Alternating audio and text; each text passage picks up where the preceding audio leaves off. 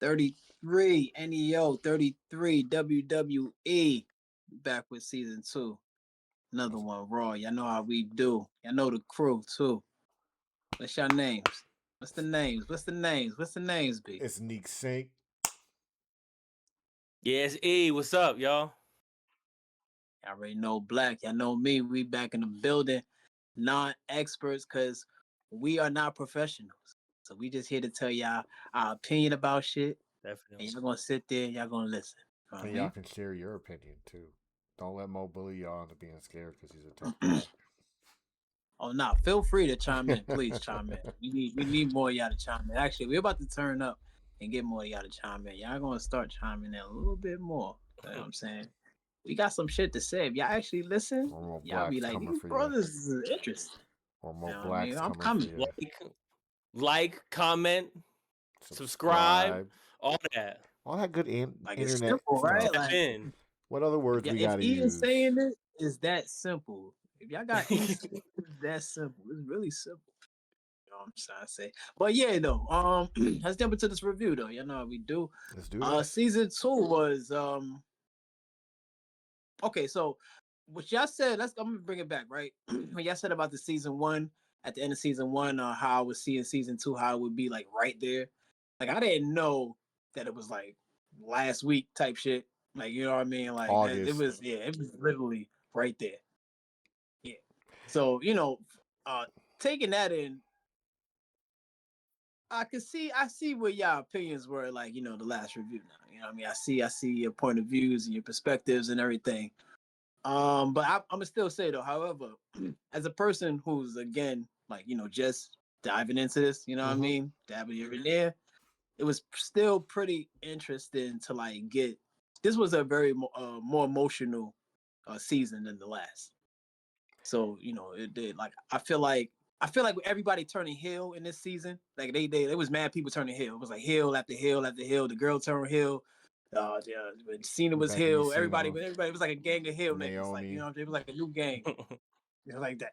And like so, I feel like with that, it was like a little bit more emotional. Like they try to like connect the emotions with it. So still for me, it was entertaining. You know what I mean? It was pretty. It was all right. You know what I mean? It wasn't bad. I It thought this wasn't was a bad. really It good was, it season. was cool. I You know what thought I it mean? was a pretty good season. I think it was just on par with the first season, realistically. Uh, I do think that there were like down moments that I just was like, whatever. I felt like the storytelling that they did with Naomi and Jimmy just didn't feel like they really did anything with them backstage or anything like that. Like they got the bare bones kind of addition for Jimmy and Naomi. Uh, Yeah. yeah, because I felt like I got nothing out of like what the heel turn was. Like if there was any surprises behind it, it was basically they didn't even like get into the. Well, I guess because the pregnancy is later on, but like they don't get into nothing like really interesting with those two. But I thought the stories they held their pace. Still upset about the Chelsea Green part of the story, but we can get to that a little later. So E, how did you feel about this season? Well, just to add on to what you were saying about Naomi there, they also like touched on, but also couldn't like reference like pretty much anything about why she left in the first place. Like like we know the story as people that have been following, but like Mo, did like Nah, yeah, did that I don't know why bother she you left. at all? Like about they didn't go into any detail about what happened or Yeah, All no, they I don't said, know why she left. It was more so like just I believe it was her and you talking about with her and Sasha Banks, right? yeah, mm-hmm. yeah, Yeah, they so kept yeah, that they real was straight like to the they point. just kind of like brushed over it real quick, like, hey, they were upset about the contracts. They try to tie it in with the R-Truth, how his contract was a little shaky, and then he was like same thing that happened to Naomi, and then you know what I mean, and that was my Paul Triple H impression. If you ain't know, you know what I mean. It was like, no, Yeah. you know what I mean. And then fucking he was like, yeah, he just kind of brushed over it, like things go south, when the business, blah blah blah. I think You the know what I only mean? mention So they really Yeah. made toward that was that they were in that 6 women tag match. I mean that 6 women match for number one contender spot, and they didn't agree with being in that match as tag team partners. And that's all you yeah, get from Unreal. Eric, do you want to give a deeper scoop if there's Yeah. more than that? Actually, I think it was they were. Go ahead. You could be right, but I think it was. I believe it was they didn't want to fight each other. Yeah, because it was a 6-woman match where they would all be against each other, and they were two of the women in the match. For an opportunity. Oh, yeah, To be the number one contender, and they didn't. Gotcha. And that's how Unreal positions it as they just didn't agree with being in a match against each other while being tag team partners. But Eric, you can go ahead. So, I will preface this by saying that like I was not actively watching at the time that this happened, but just like hearing like and like hearing more like about it throughout the year. So there was consistent frustration like with the women's division as a whole about how they were being booked and how they were being treated overall, and there was a lot of what felt like PR like glossing over, which is what you can expect, when a WWE or like any team or organization is going to do something like this, but it really wasn't that similar to the R-Truth situation at all, in that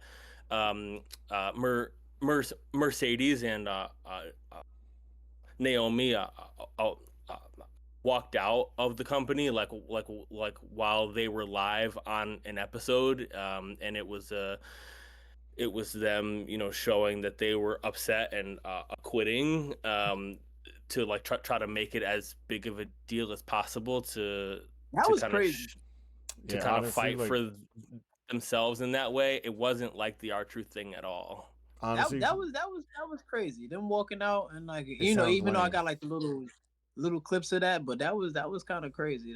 I could imagine watching it, and then they just out. They left. He said they left the title belts on the table and just walked. When I heard that was the reason, though, I kind of sucked my teeth and I like, this is why that happened. Like, so y'all quit y'all jobs because y'all didn't feel like as tag team partners that you guys should be in a title opportunity against each other. Like, whatever. But I guess I don't think it was just that. But though. I doubt it was just that. Yeah, I doubt it was just. It was like the overall treatment over like a couple years. It's probably which I'm pretty sure it was. So, but as long as it ain't just that, because that's what I'm saying. Like the Unreal positions it like it was just that, and I'm like, if it's just that, like that's lame as fuck. But like, I had no idea my man from D Generation X was a drug addict. When you look back, my gosh, you can kind of be like, "Oh, okay, yeah." I mean, but like especially at that era, growing up, I just thought he was hype. I just thought he was like turned up. You know what I mean? Like, I mean, yeah, I get that. But before we get into that, though, because I kind of sidebarred for a second there. There were definitely things in this season that I liked. I think particularly like more of the like one-on-one, like behind the like scenes moments, like with particular performers, like as we were talking about last season. So like getting to like see more of the like backstage stuff with Chelsea, like after she broke her nose, and then the like stuff at the end with Lyra, and like being able to like show her in a way that like shows how much she like really cares about the craft and stuff. That was cool, but there was a number of things in this season that I didn't particularly enjoy. I think one of the detriments of this season for me as a viewer is, as we were saying before, this stuff like just happened super recently, and this was a particular part of last year that I didn't really love a lot of what was going on TV. So to see them break down how these things happened, and they kind of left things in a very they were so firm in their decisions too, kind of frustrating way. Like there's a couple of examples that I'm sure that we'll talk about over the course of the conversation, but this one wasn't nearly as enjoyable for me. So I mean, let me see. Let me ask myself that. Was it as enjoyable? For me, I'm gonna say it was cool, but it wasn't. I'm gonna say no. Yeah, I'm gonna say no. It wasn't as enjoyable as the first one. The first one really I think I really enjoyed those stories. Like I mentioned in the other review about season one that that my guy, what was his name? An expert here. You know what I'm saying? From Oh, season one, what was that guy's name? there's Jay What was Uso that that was in wrestler who there. came back CM and he Punk. came back? He CM finally Punk. wrestled at WrestleMania. CM CM Punk. Punk. There you Yeah. go, my guy. My guy. Yeah, you know what I'm trying to say. So Not your guy. I was like really fucking with that story. I was Yeah. like really fucking with that story. But this season, I didn't really find a story that really connected me like that. Like it was like more like I think they tried with the R-Truth one, but it That was my didn't. favorite episode easily. The R-Truth episode. It was that now that was my favorite episode, but it still wasn't that emotion. Like it wasn't that like that connection like season one had. Like I, you know what I'm saying. But that was the best episode though. I I will say that. say my favorite emotional moment, or a connection to the wrestler throughout this series, has to be Lyra Valkyria, because she's the one who gets the most vulnerable throughout this season. And I think that's kind of what this season was missing, is that I felt like you were more behind the scenes with the wrestlers, like on their day to day, even though it wasn't a lot, but you just saw the wrestlers being themselves more in the first season, where this one is more about the storyline that was leading up to SummerSlam and what was going into that. So it was more focused on the WWE stuff than the people stuff in that aspect. Right. I'd like to bring up this line that not necessarily the line per se, what Paul Heyman started with in his episode with The Vision and Seth Rollins, where he was asked how important is a work, and he spoke on the importance of that and the performance secrecy, where you not telling everybody what's going on, and Yeah. I thought that was the best way to start that episode, and especially with somebody like him, because he's so good of a storyteller with the way he is in the ring. So to see him speak about how he really doesn't like that they're like exposing so much of this, but he's like already prepared to do it in a way that's not like harming what he feels like his dignity as a wrestling person. So Yeah. I appreciated that aspect of it, and like kind of just reflecting on how important it'll work, especially because that comes up in this season with Seth Rollins and stuff. And was there another one in this season? Another work that they bring up? I can't remember right now, but Seth Rollins is the major one. So That was the biggest one, yeah. yeah, and I know they Yeah. compare it to the old school one that happened with the guy with the blindness and stuff like that. So Sandman, yeah. yeah, Sandman and all that. So I thought that was really important, because I think that is where we look at the show and it's like it coming so soon doesn't really damage the kayfabe, but it definitely does unblur the lines a little too soon to storylines that are happening. So I totally understand where a Paul Heyman is coming from in that aspect. Yeah, they could have let it breathe. They could have let it breathe. Yeah. You know what I mean? And the Seth Rollins story is still rolling right now. Technically out on injury, but that storyline is like still a thing. Like it's still going on. Yeah, That's it's like crazy. still an active thread on TV. That's funny. That's funny. CM Punk was literally just going against Braun Breaker recently. But I would like to get into it a little bit episode by episode. Just breeze through that quickly. I thought the Becky and Seth opener episode was pretty good, because outside of Lyra, that's probably like the most contact you get with people being themselves. I'll skip ahead to the match episode where they talk about like the makings of all of it.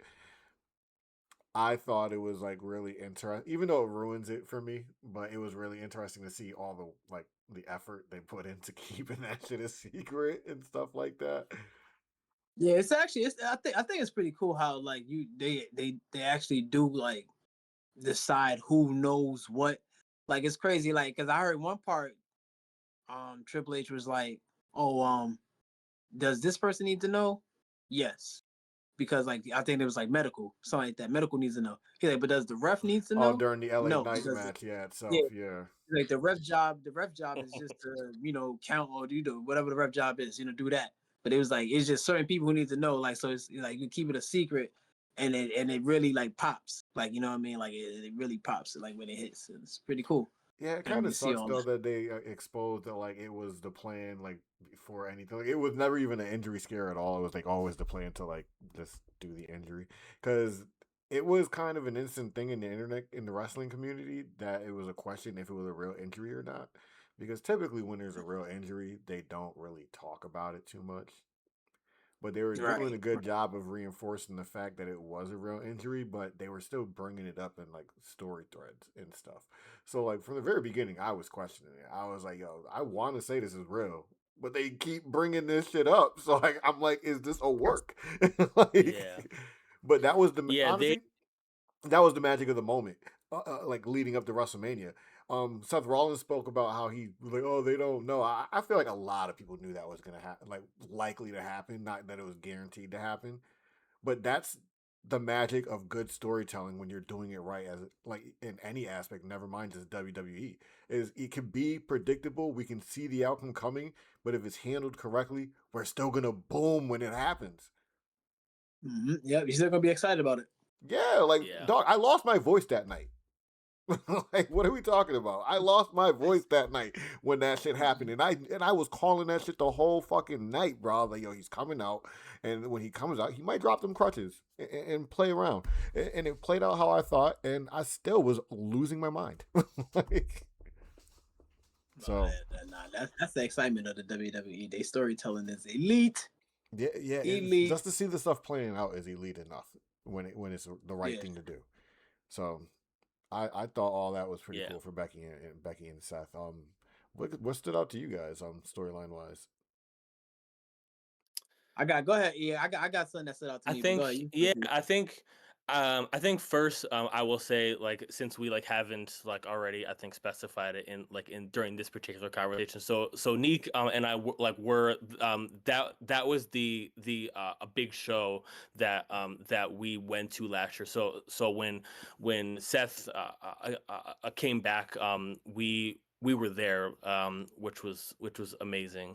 Oh, that's fire. They did, Word. That's Yeah, dope. we were That's there yeah. for dope. the crotch drop and all that shit, and Brock Lesnar returning. Ah, that's fire. That would have been crazy. Yeah. Dog, I was As standing on my seat. I was standing on my seat, like blocking somebody's view when Seth came out, bro. I've been going crazy, nigga. That's dope. Sorry. Neek was saying, like, the show did, I think, oversell the fact like that they like tricked everybody. Like it was like part of the fan conversation from like shortly after it happened that we're like, oh, like they're not like they're they're doing a good job of not making it 100% obvious like that he's not hurt, but they're not treating this the same way that they would treat like a typical injury. So there was definitely a lot of speculation there, Didn't he do a show? from Didn't he do the like a get show and go. talk about the injury and all that? And we were speculating all Yeah, this, and I was like, yo, this guy's kind of working us. I feel like. yeah. He was on the Rich Eisen show.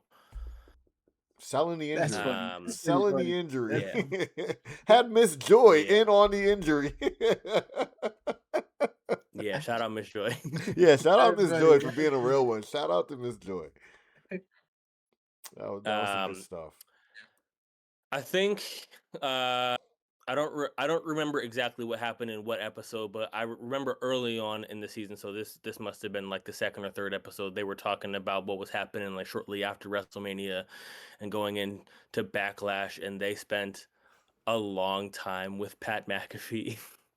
Oh yeah, uh, that was. I think that was like episode 2, Yeah, it's maybe somewhere 3. around there. It's two or But three. I It's 2 or do 3. slightly agree that it felt like a lot of Pat McAfee, but I didn't feel like it was like unnecessary A because waste. You didn't feel like it was a waste? yeah, I don't feel like it was a waste of time. They, the, I think when I was just watching it, I didn't think nothing of it. But now that you mention it, I'm like considering it. So like yeah, that's kind of how it is. It's like now that you mention, it, I'm like that was kind of a lot for Pat McAfee and the thing that's about the behind the scenes. But you know why I don't feel like it's a waste because it's a different angle. He's not a wrestler. He was. It's like the Jelly Roll angle that they take this season. But I didn't he's like that episode. what the Jelly Roll one. Yeah, I wasn't feeling that. As wrestling fans, nobody was really digging the Jelly Roll stuff, but I will say I respect him a lot more for seeing this stuff that I've seen in Unreal. So, because like it shows that he was actually working and grinding his ass off, so I respect the fuck out of that. But do I enjoy the Oh stuff he yeah, was he doing definitely on did. screen? Nah, I still don't enjoy that stuff. But I think that's all it was. Is like just a different angle of the behind the scenes stuff going on. This commentator who comes in every now and then, and is having his moment with Gunther and stuff. So I He think was that's all it is. defending my man Michael Cole.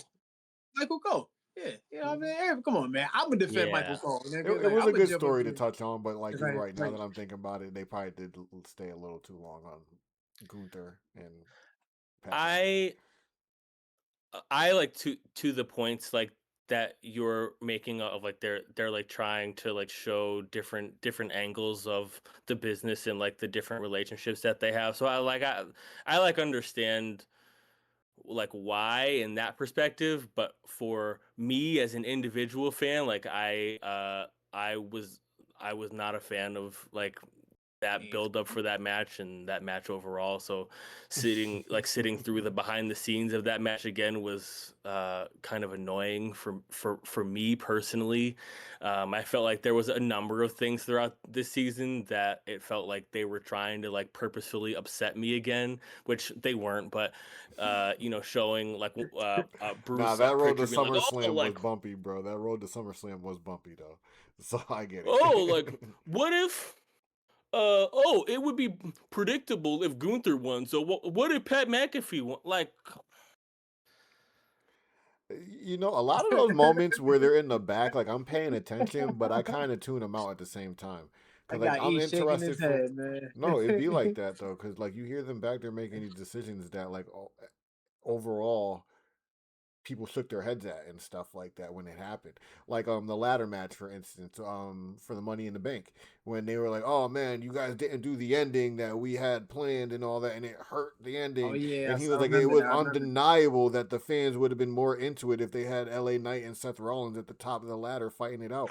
And it's like, no, that's so generic, bro. Like, no, we wouldn't have been more over. Like, this match would have I'm been the about to same say that's match. that Shawn Michaels and that's like that Shawn Michaels versus somebody shit. Like I just remember him doing that shit, Yeah, that type unless of shit. Like somebody's doing some dangling from the belt type thing and it's cool as fuck somehow, we're not gonna. This doesn't boost the match at all. That match was fire how it was. That shit was a crazy good match. also, like a good match, yeah. what they Definitely. didn't mention was they had done a similar or the exact same spot with LA Knight 2 prior years. So they had already teased the hell out of LA Knight fans that he was gonna win. So him doing it correctly for a third time would have probably just made people more annoyed. Yeah, And that we would have been like, come on, and you we back up, knew most likely get Seth your ass. Rollins was winning. We like that was another thing. Like it was all in the moments when they were building up the vision and all this stuff and making Seth Rollins look strong. So in order for him to get his hands on the title, he had to win that match. So like if you had a brain and like you're not just a kid, you know that Seth Rollins was winning that match anyways, bro. Like we're not dumb. Yeah, So like you said, man. Sometimes even the fans they know what's happening, but it doesn't. But it doesn't take away from the excitement. So I think that's really what it is. And I noticed that from season one. That's really what it all. That's what it's all about. It's not about winning or losing in the WWE. Like it's really about just making the moment pop. Like what I'm saying, for the fans, for yourself. One, what I'm saying, because they love what they do and everything. So it do be like an honor for them to like fight in certain events, whether they win or lose. It's just about the experience and everything like that. So, yeah, you know what I prime mean? example is your main man, 100 grand CM Punk, the WrestleMania main event in season one, and being a My part of guy, SummerSlam in season two. He was just my proud to be guy, a part yep. of those moments and give the crowd that kind of a reaction. Because, like, honestly, My guy thank you was guys. champion. My Shit. guy was champion for like 5 seconds. He was champion for like 5 seconds. Got knocked out. You know what I'm saying? Say lost it. Walked out like a champ though. Dog, It's all you should good. have, yo, bro. If you were there, you would have heard me. I was like, "Get out the ring, leave!" Because, bro, Oh, we were all screaming because Seth was at the top of the ramp and Punk would just stand there. We're like, "Yo, any reasonable person would just leave the ring. yeah, but I Like, why was are you just yelling. letting him walk down here like this?" I was Yeah, I would yelling have like ran the away. moment he won that title and he was celebrating winning the title because like what they show you is a fraction of the time that he's like soaking in that he wins the title. He's soaking that in for like Oh, 4 or 5 minutes he was almost. soaking it up. Yeah, he's soaking Yeah, that in for like four or it was five like close minutes, to 10 and then minutes. that Yeah. music drops. And I'm yelling for like 3 minutes. Get out the ring! You have time to leave! Get out! And then the music hits. And it's just shit That's from there. hilarious. Yeah. And that's it. The crowd go crazy, and So the moment is made. I was wondering the whole time because they never disclosed this part, or I missed it if they did. Did they tell CM Punk that this was happening? See, nobody recognizes I that don't was think they said. said. I can't remember. Yeah, I Imagine, don't think they said. I know Triple H was going around imagine. telling people certain stuff, but I can't think that. I don't Because think I he would told assume CM if Punk. they told him, they held it off until like literally the day of. If they told him, but The referee then, told that nigga in his ear while he was on the and ground, I'm like, "Yo, like, you." that's absurd, bro. Like that's absurd. Oh wait, no, You win the title and then you get he told did that. because I'm remembering like wasn't there a like part where Triple H was like telling him to like really sell it like oh like this is the most important moment like of your career. I don't know if I he was feel just like talking I about the remember title that as winning. part I of the. don't know if he was just talking about winning the title or if he was like specifically telling him like, Yeah, yo, Seth is I gonna can't come out remember. here I and can't get remember you right shit. there. That part, Because yeah. I remember that part, but I can't tell if he was saying like Seth is coming out and you have to sell it before Seth comes out, or if he was saying, hey man, make sure you bask in the moment, like you're gonna win tonight, and he just doesn't know what's at the end of that road. I got two things that I really like. That I like. And like probably one thing I dislike. One thing that I like, I can't remember her name, but she got a fire ass special. It's called the Nightwing.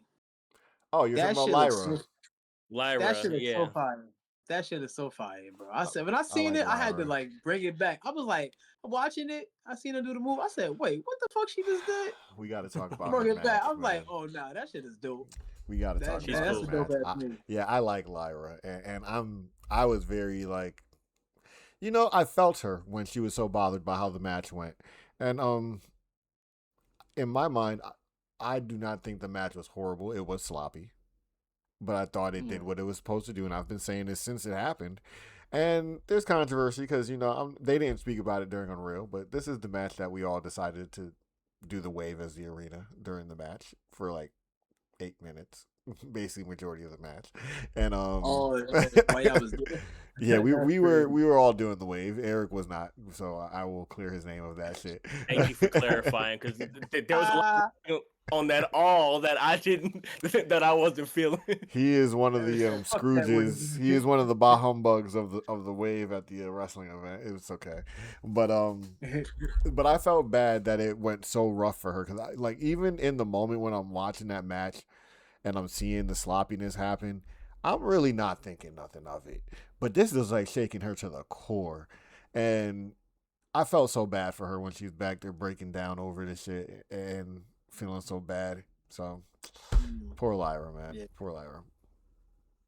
But Yeah, that, yeah. but that hand tie thing was pretty bad. I ain't gonna lie. Yeah. So nah, you she see Seth's face definitely when has it some happened. highlights. Seth was like, "Oh my god." Who was the one they was calling? This ain't the one I was. This ain't my second thing, but just a real question. Who was the man again?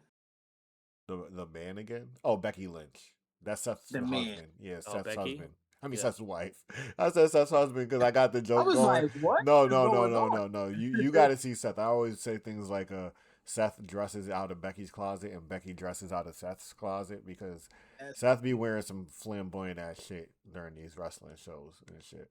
So, Becky be on some stir, man. but yeah, Shit. Becky Lynch is the wife of Seth Rollins, Kobe, Okay. and Rebecca. All right. I just interested because I thought her having the title the man was pretty cool. Cool and funny, honestly. But anyway, my second thing I like that I wanted to say that I really like is that match where they go crazy. Oh, Money in the Bank. Mm-hmm. No, is it the Money in the Bank? With the ladders Yeah. and the briefcase above everything. Yeah. Yeah. That match get crazy. The Yes, it match does. on It was both a the men phenomenal and the match to women watch. side. Yeah, it was a great match to watch on Uh, both sides. yeah, on both sides, that match get crazy. I was Mm-hmm. like, whoa, they was Man, wilding out. And that guy with the mask, Penta, Penta. And Pita, oh yeah. Pita. Yeah. Yeah, The guy he from did a nice ass. that's the guy from Hunger Games, right? Pita. Peter, oh yeah, Peter. He did a nice ass what he did. I think he did like a Oh, suplex what's or some that shit. shit called that Ladder. he does?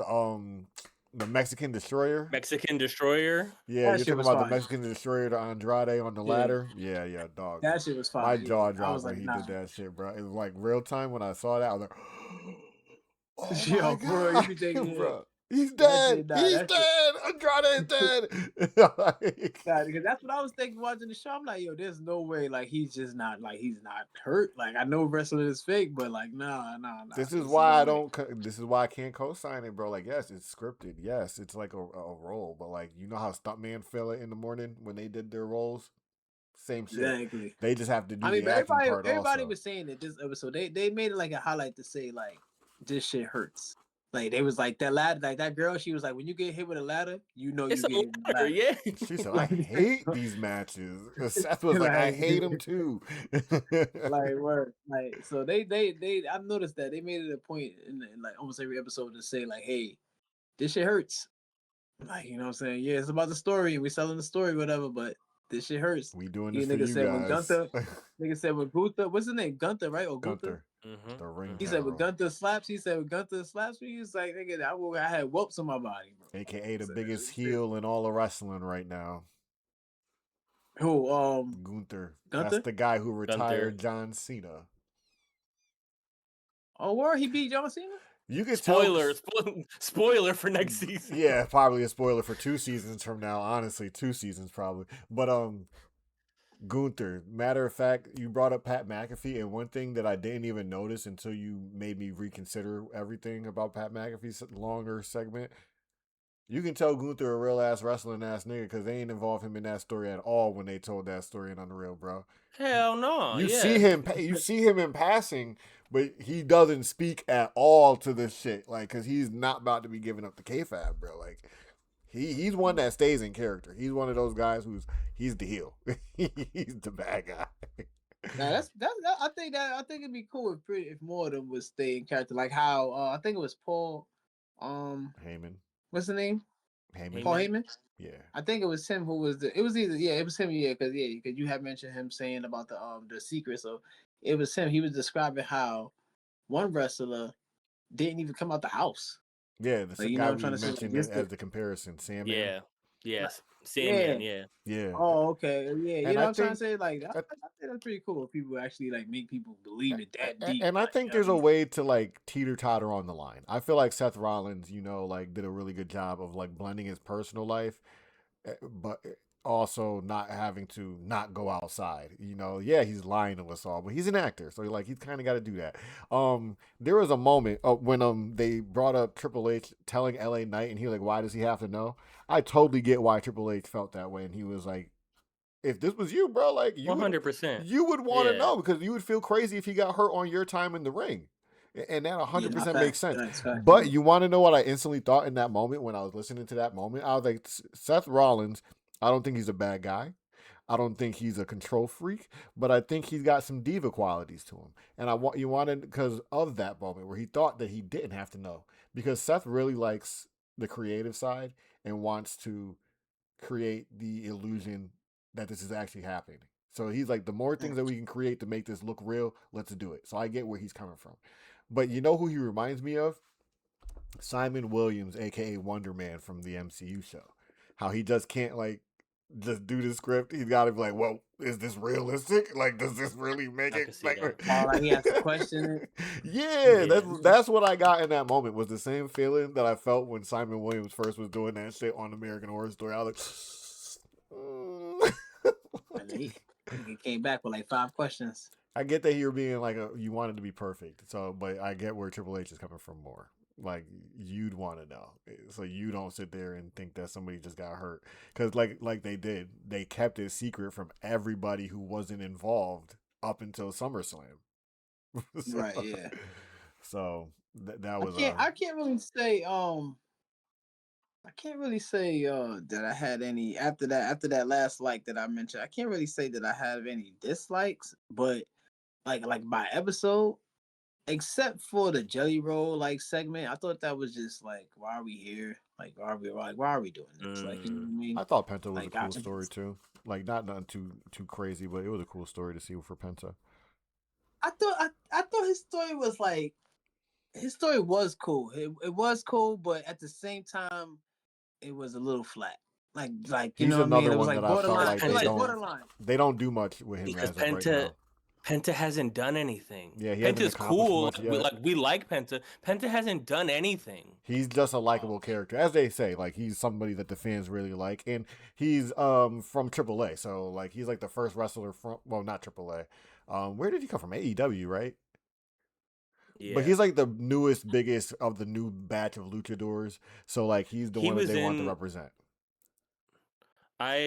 I forget which company from Mexico he was in before AEW. I might don't have been remember if it AAA. was AAA or CM CMLL. But Yeah, I'm not even familiar with that. Yeah, but one of them. how about Io Sky starting workouts with 5-minute handstands? Do you guys like perceive how difficult that is, bro? Who's Io Sky? The little Japanese chick, Io Shirai. Oh yeah. Matter of fact, I like her energy. She I was cool. love I Io. thought it was kind of crazy how she jumped on Triple H right there after the match. Eric, what do I was always like, say about Io Sky? Io. Everybody likes Io. Yeah, but what do I always say? Do you know what I always say? Oh no, yeah, that's you. Yo, I swear to God, I be looking at Io. I'm like, I swear Io gives the best hugs ever, bro. She just looks like she gives the best fucking hugs ever. Yo, she jumped on Triple H like she was Stephanie McMahon. I said, not even like that. I just be like, yo, thinking a regular old hug, but like, yeah, like she just looks like a person who just gives you those like super like, I'm so happy to see you hugs and type shit. Yeah, we all love Io Sky over here. we all love Io Sky over here, bro. What else? Yeah, so I mean, if I gotta add something that I didn't like about this season, I talked about it jumping ahead when we talked about it in the last video. The one moment that really burned me, Michael Hayes talking about Chelsea Green, bro. Like that shit really got me tight. I was actually really happy. You gotta remind me what he said. I'm gonna get to it, but I'm very happy that Chelsea Green got another moment in Unreal because they spent a good amount of time on her again. But the first thought that I had when they're spending more time on Chelsea Green is like, this company knows that this girl is money, bro. Like, why else are they doing her again, bro? Like, you could have been doing anybody else a second time, and you're doing Chelsea Green again in Unreal, and you're just talking about her losing the belt. Women on this one. They had a few like women on this one. This one was like more like fast paced. I feel like there were just more people involved. Yeah, there was more. I feel like there was a little more people involved, and maybe that's what makes some of the people feel bland because they were trying to get to the next person. But that's true. Yeah, I thought that was just like they know this girl's money, and then you get Michael Hayes who comes up here and he's like, "Well, Chelsea's a superstar. She's really great at putting other people over, but the Charlottes and like the Biancas and the Rheas, she can't be up there with them." And I'm like, that's what you talk about. Oh yeah, I could when you was talking, I could not put her face to her, but now I know you talking about just by that sentence. I remember dude talking about it like that. Yeah, you're right about that. That shit disgusts me so fucking much. Cause she's I kind of got offended by that too. I was like, damn, that's messed up. So good, and like Triple H kind of implies it himself when he is like, well, you know, what is she going to do if she gets the belt again? Which is true because she did go against all the faces that are available for her in that tier. And then she was like, well, if she goes against anybody above that, she has to lose. Yeah, she has to lose. And it's like not really. You could build her up for better things. That comment really annoyed me too. You could build her up for better things instead of keeping her in the box. Because this is what the Michael Hayes comment says to me. Is we know we got money. We're going to keep you in this box because not even necessarily we, but he just does not see you drawing the attention around these bigger people. When I constantly see Chelsea Green in things like the Royal Rumble and shit like this, shining in her 30 seconds amongst these people. Like, she always makes the most of her time. She be doing her thing. Tonight, she's doing her thing. No, but I'm more saying like she's had interactions with the bigger faces in wrestling, not necessarily matches, but interactions or crossings and things like the Royal Rumble, where she's gold. She knows how to carry herself. She could be more if you allowed her to be more than just the comedy act that she is. Okay. Yeah. Because she's Right. more of like But you a know what? comedy I act feel than like that anything was the right now. thing with I feel like that was sort of the thing with like Truth, where they saw like his contract was running up. He sort of like, they was talking about his numbers and his dynamic, you know what I'm saying, all that other stuff. And they were just like, they kind of boxed him in. Now they didn't see more from him, so they just let him go, you know what I mean? Well, as Triple H said it, you know what I'm saying, the contract was, but I feel like it was more so like they were sort of like boxing him in and they have much more for him to go off, you know what I mean? So Which is not when they I box you would in, they like to really box talk you in. more inaccurate. about the R-Truth thing. Oh, I wanted to get into this right now. So like I feel like this is the perfect time to start getting into it. This is That's the meat and potatoes of maybe this the season. thing that annoyed me the most of Smooth and the interesting. entire season was the way that they tried to frame this whole situation of him saying of Triple H going on here and saying, "Oh no, we didn't fire you, Truth. You just didn't understand what we were doing. We didn't say you were fired. We just said after this date you don't have a job." Like, yeah, that's what I mean. I was like, come on, nigga, like what? Yeah, because they position it, and I can see them Sorry, do. and then you try to spin it, and then you're like, "Oh, it was all part of the show. Oh, this is exactly what we were what we wanted to happen at Money in the Bank. That was whack. Like what? Like I, Yeah, Bro, yeah, he that tried. that that Yeah, that whole thing was so nasty, and it was yeah, nasty in the yeah. moment, and it was nasty the way that you tried to spin it for the people that aren't paying attention. I saw that, and I felt like that Joe Budden me. You can fool them. You can fool the people that are not paying attention. Dog, I kind of felt the way me. about it too, because like I can easily see where in the business standpoint some of these things make sense, but it goes to what you said when some of these things just don't line up. It's either you weren't gonna give him a contract or he was going to come ask for a contract and you renegotiate. Not this, oh, well, for the story type thing, it just works out, blah, blah, blah. Because those are the moments where it feels like they're scripting moments out for Unreal purposely. But remember, we questioned that also when it happened. Well, at least I did out loud. I was like, is this a work, the R-Truth thing? And you were very adamant that, nah, no way in hell that this is a work. They literally fired this dude. And I won't lie to you. I still feel the same way. But when you do the Unreal thing and you know they're doing Unreal in the midst of all this, did they create a storyline so they can put it in Unreal later? It's like did they work the work or something like that? Like some Yeah. shit like that. Because they did Yeah. it. Like, but I still am in the silent, like, I'm still in the mindset that, nah, like, they're not that fucking cool to do all that. So, like, so, like, they literally were getting rid of R-Truth to free up cap space, which is understandable because R-Truth really don't do much. So, like, other That's than how be funny, that's how I but feel he's a like. crowd I feel favorite. like when the WWE boxes you in, it's sort of like you're either gonna like just be in that lane where like you are just like the ladder where everybody's climbing over, like, you know what I mean, you helping everybody get to the top, or you're just gonna get let go. I'd rather you just be upfront and say, hey, man, we know that there's value in R-Truth, but we wanted more value, so we figured we were going to let him go and get bigger talent or something like that. And then you guys made your voices heard, and we decided to go back on it. Just be upfront if that's what was going on. Yeah, Like yeah, we and we would honestly give you way more kudos if you were just upfront about that instead of trying to make it a storyline beat.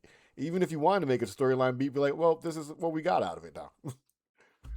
I agree with that so much, and I like with how arrogant the company can be. Like I feel like they will never admit mistakes, and there were so many mistakes from last year. Like that was a perfect situation where they could have been like, yo, like we made this decision, and here's and here's why, and we realized that it was a mistake and we made it right. Like we make mistakes, but they can never say that they made a mistake. It was all part of the show. So Master storytellers, they think they you the are master at you spinning are it. insulting my intelligence. Like you know me, I'm one of those people who never really goes super hard on Triple H, but I do like say when I feel like he's fucking up. But I look at it like this with Triple H is like he's at a certain level in business that I get why the decisions he makes are the decisions he makes. Are they the best ones all the time? No. But like I said earlier, I'd wish he'd just stand on the decisions that he makes and just be upfront instead of trying to turn everything Yeah. into a story beat or something like that. Because realistically, if you approach it and just be like, well, it was just a business decision, a lot more people will understand you. Yes, fans are gonna be mad, but like the adults in the room are gonna be like, okay, whatever, like a business decision. Right. Yeah. Like, Yeah. think about it. If you lose R-Truth, and then some huge wrestler comes in his place, you forget about it in the next 2 months. Like, so they did right by R-Truth, and I'm happy that other wrestlers also felt a way about R-Truth getting let go and then being brought back in. So, Yeah. It was cool to see everybody advocating. You know what I mean, for his return. because realistically, R-Truth isn't doing much, and there isn't much for R-Truth to do other than be the comedy act that he is. And it's good to see that the power and the fans got him his job back so he can continue to do that. But realistically, it's not bringing much to the WWE. And I think he's injured right now. He hasn't even been around for like the last 5 months. So basically, they rehired him for him to sit on the bench anyways.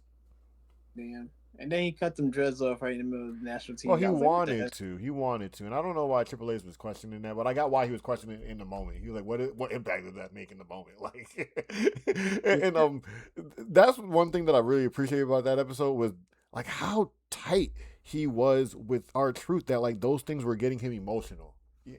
But I was also getting upset that he was getting so emotionally invested that it was blurring his vision from the business and making the right decision for the shows and shit like that.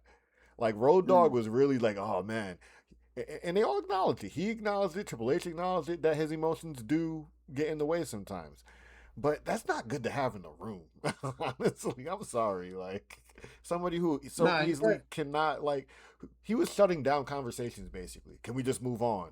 Or this is just how my heart's gonna feel. And I'm like, is that really good for conversation and figuring out where the show is gonna go? When you gotta figure out where a show is about to go? Like we scheduled out this time, bro, and you just kind of telling me go fuck off. Like,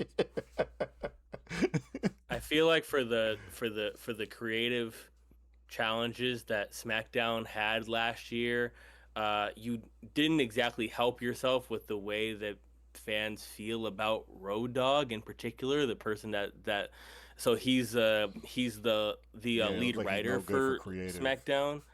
mm-hmm. And you didn't exactly make him look smart. Well, I think that's more Throughout his fault, this though. season. That's more his fault because the only thing you could really do is just exclude him, exclude any footage of him doing anything. Because then what are you just doing? Like throwing in some moments where he was just agreeing with people? True. And it was more to show, and they're showing these sides because they're showing the connection to R-Truth that he has, that emotional connection. Because, like, you got to think about this. This is the dude who's been writing for R-Truth for the longest, found him in some indie show. And if I'm not mistaken, he's probably dealing with his addiction at that point. So, like, this is something I he thought cares deeply about. Like, I thought it was kind of crazy when he was like, "This shit is gonna hurt my heart." Remember, he was in a conference and he was like, "This is gonna hurt my heart." Like discussing this is gonna hurt my heart. So let's and just stop. that's where we question, like, is it the right decision to have him there? Like, is he good for it? Because I'm not saying he's bad, but like if that's how the show can tend to run is like based off emotions and like bias and not really what you think is good for the show, then what are we doing here, buddy? Yeah, Like but I he got say it's emotional gonna be about R-Truth gonna be a cutting his disastrous. hair, bro. Like I know, so that's why I understand why he got like so deep into something that's gonna hurt my heart. I was like, okay, this got weird now. Yeah. There was also like a couple things like throughout the like season where Triple H will like ask him a question of like, oh, like, all right, like if that's what you want to do, then like what would happen next? And he just saying like, I don't know. he said, "Can I What finally be your brother?" And Triple H was like, what "What?" do you He think was that like, makes "The me hair." feel like as a fan? If if you just constantly got this dude on the show looking like, oh, I don't have any answers, and then we're looking at SmackDown and we're like, yeah, that makes sense because the show was garbage for a couple months. Yeah, So I'm let not me even gonna ask y'all. lie. Let You're me not ask looking y'all. for Let me ask R-Truth y'all. for Let his me ask in-ring y'all. work, even though he can go in the ring. Like we're not looking for that. And that's why I feel like it's understandable where they were. Is because we know in like we're not looking for R-Truth matches. We're just looking for R-Truth to be a dork every now and then, bro. And honestly, He probably should. It stinks that that's all he is kind of relegated to, and that's kind of our fault because we want him to stay around because he does that. He also is like in like his mid-50s, I think. So like in wrestling, who cares? Dang, Like he getting up there. so many niggas have done it past 50, bro. Like it's not even really an But excuse should when you're a they? wrestler. It's not really an excuse when you're a wrestler. It's not a thing. That's like saying he wanted to retire. He ain't asking to retire. Like, Yeah, that's true. I mean, Ric Flair wrestles like what? that's a different story. Oh my gosh. That's a different story. Yeah. That was crazy. Boy was spending that loot. But yeah, other people have gone to old. In the ring, literally. Yeah, but there's other people who have stayed around to old. Like, look at Undertaker. Undertaker was old as hell, bro. Like, it's true. Remember that old lady? With Mae the hair? Young getting slammed through tables and shit like that by the Yeah, Dudleys and stuff yeah. at like 92 years old. Yeah. She like the oldest one I ever saw. Yeah, man. But yeah, the R-Truth thing was messy because they definitely do try to like jump back and forth between this was real and this was a work, and it's just like, why are you like, give us one or the other? Like, this is one of those moments where you're like, obviously, like, okay, cool, like, see, this isn't really necessarily a documentary. This is you guys kind of still doing scripted things for TV in a sense. Yeah, it was, but I think but I think on overall though, compared to episode 1, it's still came a little short as far as like, you know what I mean, that connection to the character. Like I was really fucking with the R-Truth story, but it was like as I was watching it, I was like, well, you know, bro, your contract's up. Like, you know what I mean? Like, it wasn't like it made sense. Like I understood like him going on Twitter and like, hey, I just follow you, and it does, you know, his friend following up, and then the whole world reacting, and that was, you know, that was cool because then it showed like, you know, solidarity and like the community, and like, hey, like you said, we want R-Truth back.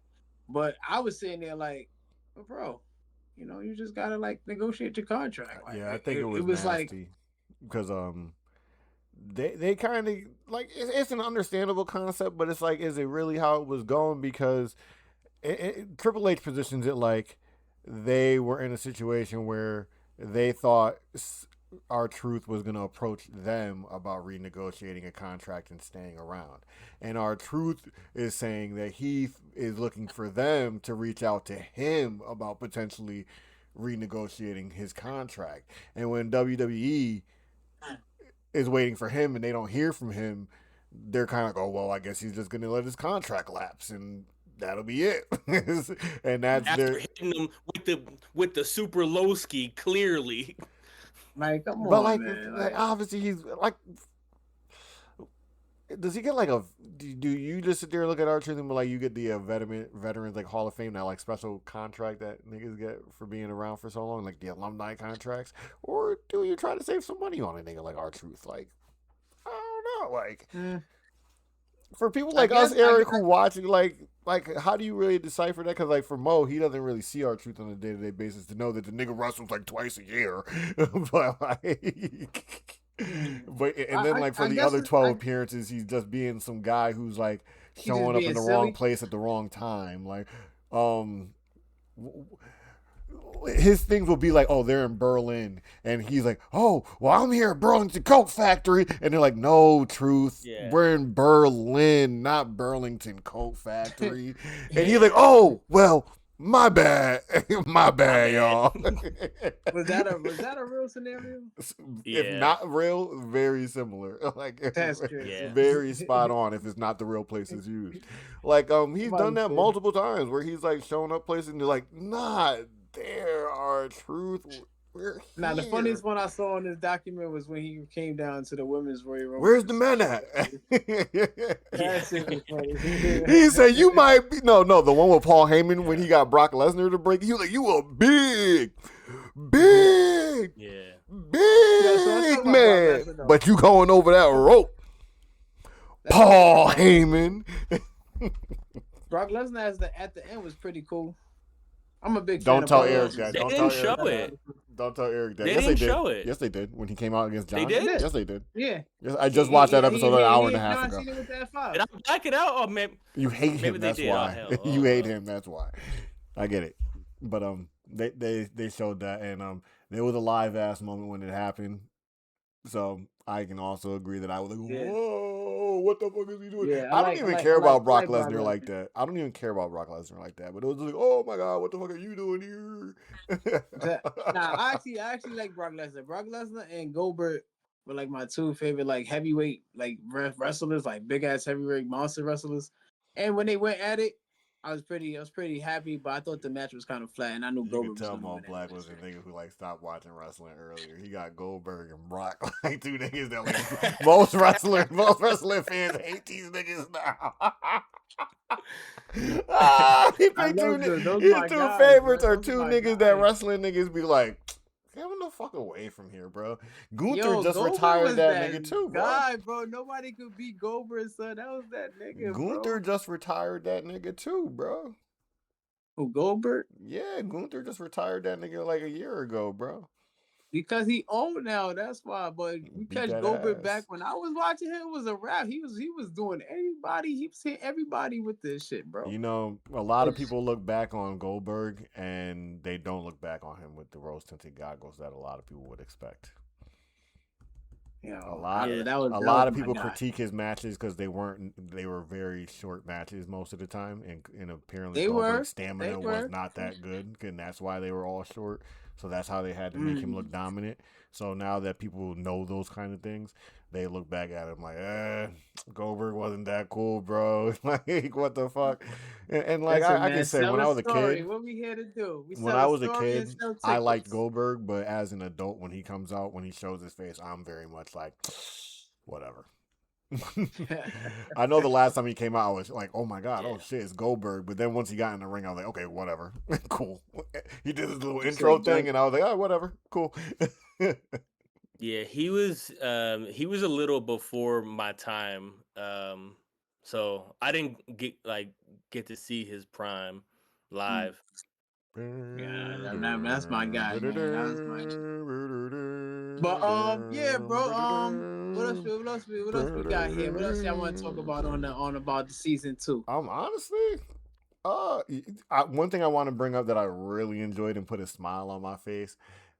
Somebody that didn't focus on, but they brought up real quick when they told Braun Breaker about his moment at whatever show it was. I forget what show it was. It wasn't WrestleMania. Oh yeah, the day after WrestleMania. Yeah, WrestleMania. The Monday after WrestleMania, when he got the spear of Roman Reigns, and you can just see how like elated he was and honored to be given the privilege to do this shit, bro. He was just like, really? Like, I'm getting the pop Roman Reigns? I'm in the main event picture, basically. Yeah. I'm with the big dogs now. I'm promoted. I thought that was a cool moment. I think it's cool they all convey that. It's all about the moment for them. I like that personal growth story, and like I'd like to see a little more because I know Bayley, the wrestler. So that's one thing I also say that was kind of rubbed me wrong early on. So they touch on Becky Lynch and Lyra Valkyria and the tag team match and WrestleMania, and they touch on WrestleMania in season 1 also. But you know what they just gloss over like it doesn't exist, Eric? The fact that Bayley got hold out her spot for WrestleMania. They just glossed over that shit. And I'm like, oh, y'all think y'all smooth. Y'all don't even talk to Bayley at all throughout this show, bro. Y'all just keeping her off the camera. That's what I'm saying. You can fool the people that are not paying attention. I was there. I just watched it. It was a couple months ago. Yeah, y'all not getting niggas, bro. Like, come on, man. We see y'all.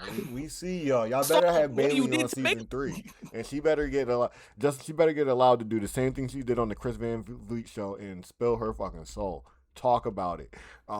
She better not have to censor herself. Oh, they said WWE.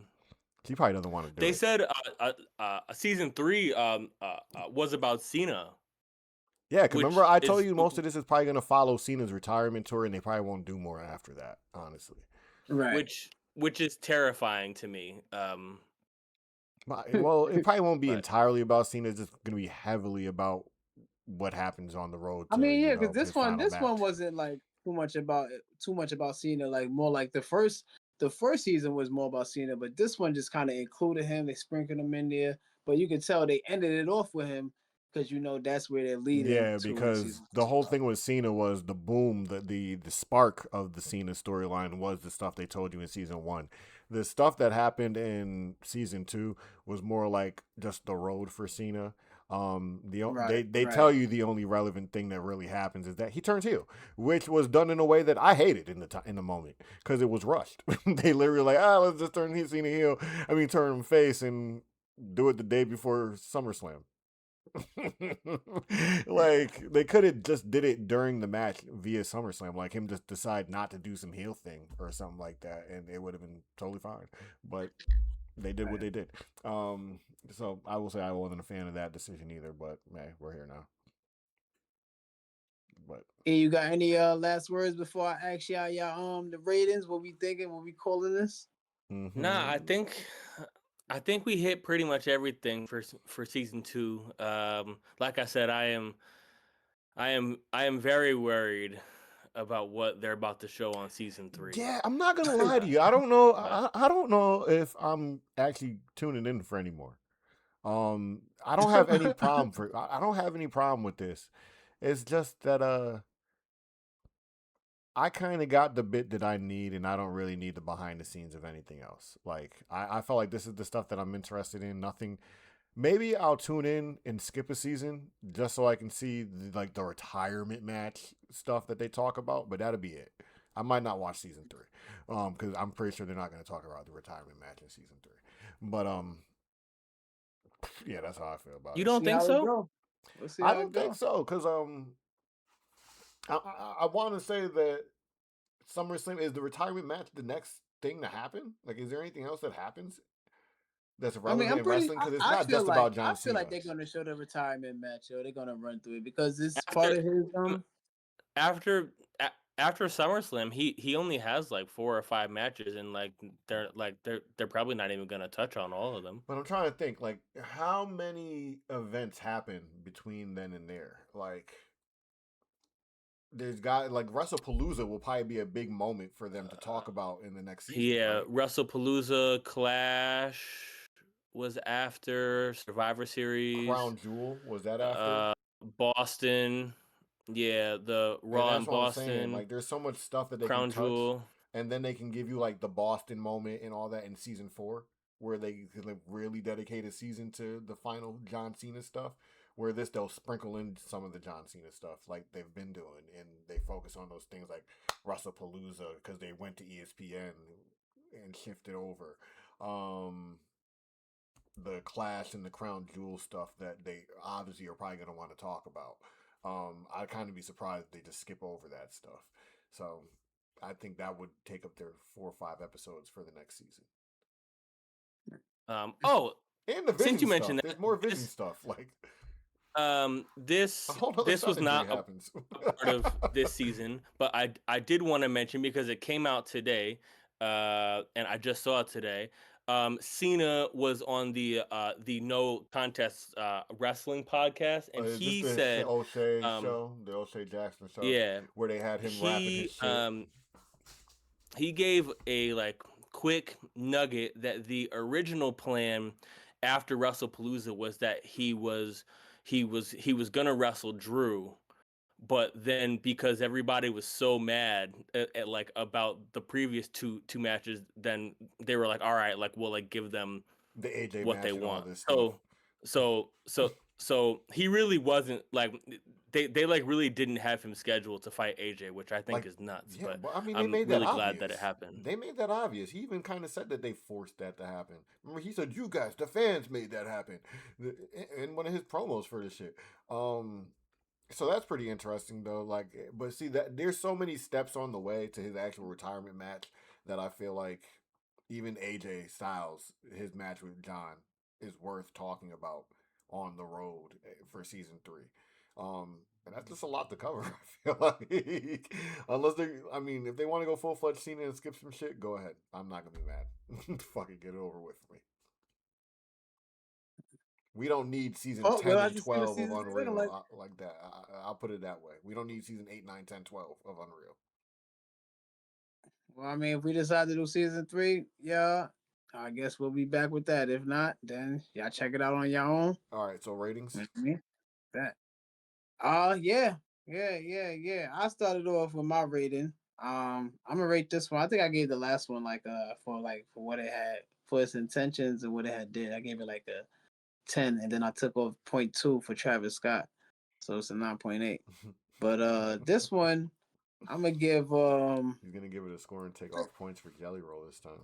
Yeah, definitely. Yeah, we're gonna take a points for Jelly Roll, but it's not a 10 though. Banger too. His match was a It's banger. not a 10.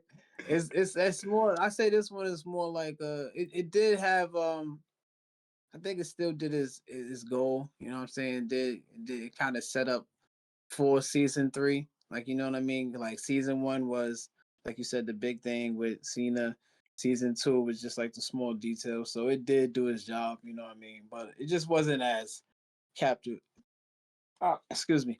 Just wasn't as like how you say it didn't capture me. It didn't hold me as season 1. So I'm gonna give it 8 out of 10. Yeah. And then I'm gonna take off 0.5. You are kind. Wow. I mean, cause it still did its job. It still did its job. It just didn't capture me. So I'm not gonna be too harsh there. So I'm gonna give it an 8, and then I'm gonna take a 0.5 for Jelly Roll. So it's a 7.5. You know. Yeah, no, I think I gave the last one like a 7 or a 6.5 because I think it's just a good documentary. It doesn't like blow your mind in the documentary, and I think I'm gonna stick to the same score. Whatever I gave the last one, I'm gonna give this one. Isn't necessarily as good, but I feel like it accomplishes the same thing. Gives you a nice little inner look. Brings you on a roller coaster. Not really a super emotional roller coaster, but it definitely gets like entices different feelings out of you while you're watching it and stuff like that. So they did a solid job. I'm not going to complain too much. I just don't need more of it, honestly, because Paul Heyman is right, basically. Like, Paul Heyman is right. Yeah, you gotta keep this on the wraps. Who else said that they didn't like it? The Undertaker said he didn't like it either.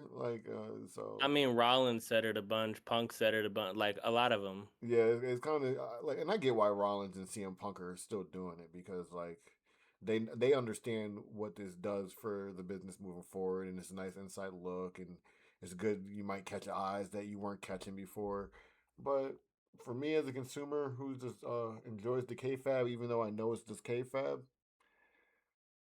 it was cool for these 2 seasons. Don't need more of it. All right, that's Sync and E. I mean, I'm a bit lower on the season even than from what you said. I don't think I can give this season a passing grade. I think this got to be like a 4.5. Eric was bored. He was like, get this off my screen. He was done with it. Wasted 5 hours getting ready for this podcast so they can give me this bullshit to watch. And I don't blame you because it wasn't like that great. You can't hit me with the double celeb match that I already didn't like and then add some more stuff that I don't like and then expect me to give you a good grade. Yeah, honestly, they were really flying through Naomi's story, bro. Like, they were flying through Naomi's story. Like, all of a sudden we got to a point and we're like so deep into her heel like run, and I was like, what? We're not talking about how like fire the heel turn actually was. Like there was like no planning. Yeah. And honestly, I had to remember that they really didn't plan it out. Because remember, they didn't really know that they wanted to make it Naomi until like the week before they made it Naomi. They were like thinking that they were going to make it somebody else. So like, yep. And they kind of talked about it in season 1, did they not, during Bianca's thing? So I guess they didn't really have to stick with Naomi too much. Damn, man, the sidekicks got no time, bro. Jay got mad time. Jimmy didn't get no time. Bianca got time. Naomi ain't get no time, bro. Why they do the couple like that? Hey, they be like that. It's hard business, son. That's WWE, man. Cutthroat. Just entertain me. I don't Like give I a said, fuck. But that's you either episode make it or you 33. WWE Larry, Raw Unreal Season 2. Yeah, that was a good one. That was a good one. No, listen, y'all check us out. If y'all have any opinions of your own, about season 2 WWE. I keep saying the whole thing. Let I us don't know know if why. you like this kind of stuff, the Unreal. WWE Unreal stuff. Like I the wanna know. documentary stuff. Yeah. Let guys, us let me know. know if you Yeah. I guys mean, are we fans of clearly this. like it. You know If what I'm you guys saying? want Let us more know of if you like this. it. But that's Just it. remember that big three: like, comment, and subscribe. Cero miedo. Yeah, we out of here, man. It's Blak Cinco E. It's E. NEO non-expert opinions. You already know. You're